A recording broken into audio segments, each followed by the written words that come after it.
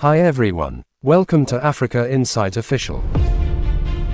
Nigeria's Vice President, Kashim Shettima, has recently addressed comments made by UK Conservative Party leader, Kemi Badenoch.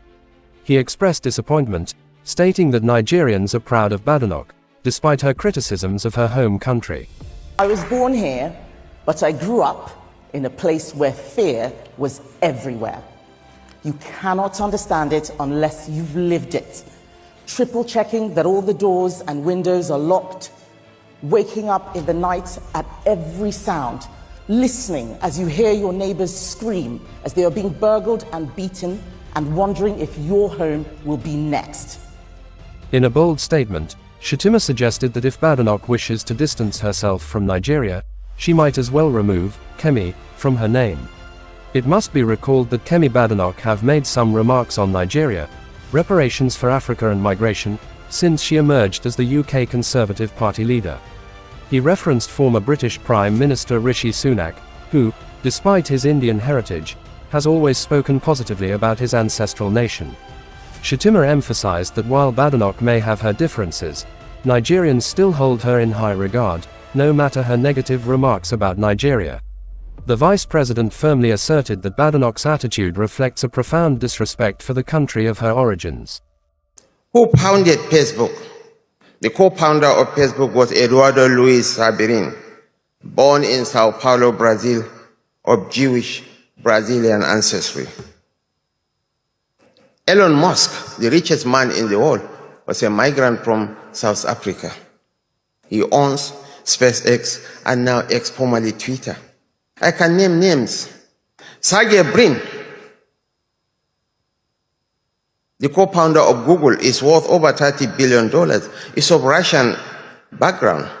Rupert Murdoch, the chief executive of News Corp, is of Australian descent. Madeleine Albright, who became the United States Secretary of State, was of Czech origin.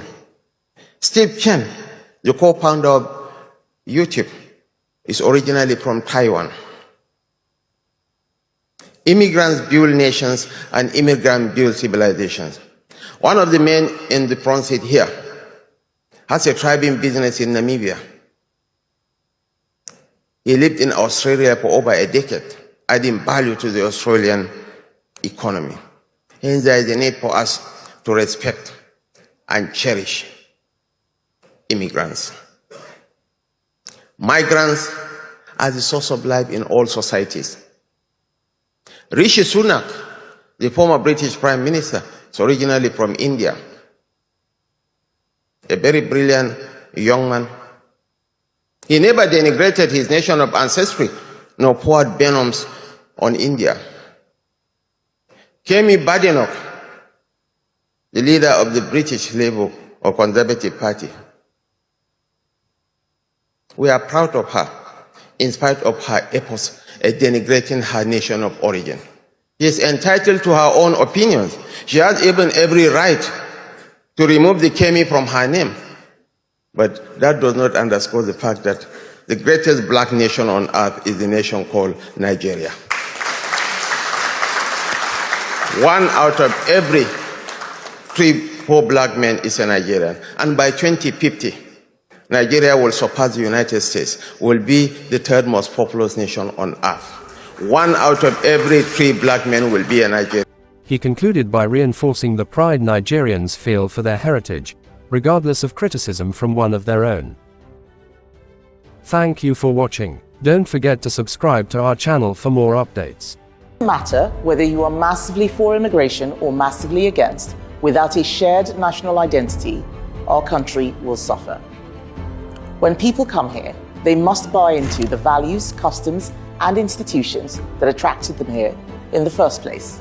2, the political class can't pretend that immigration comes only with benefits and no costs.